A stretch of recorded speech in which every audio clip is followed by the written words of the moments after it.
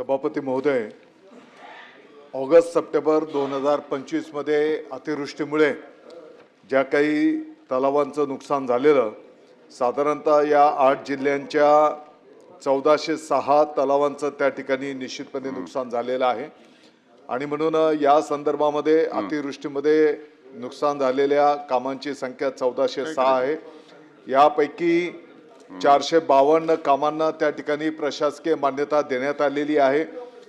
258 कामं, या 452 पैकी 258 कामं पूर्ण करण्यात आलेले आहेत आणि 109 कामं त्या ठिकाणी प्रगतीपथावर आहे। 85 कामं काही टेक्निकल कारणास्तव सुरू होऊ शकलेली नाही।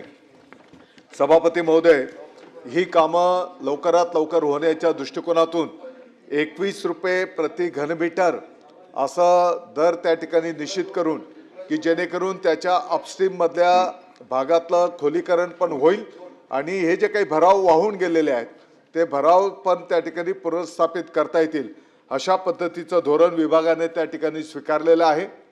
आणि लवकरात लवकर ही सर्व कामं कशी मार्गी लागतील या दृष्टिकोनातून विभाग त्या ठिकाणी प्रयत्नशील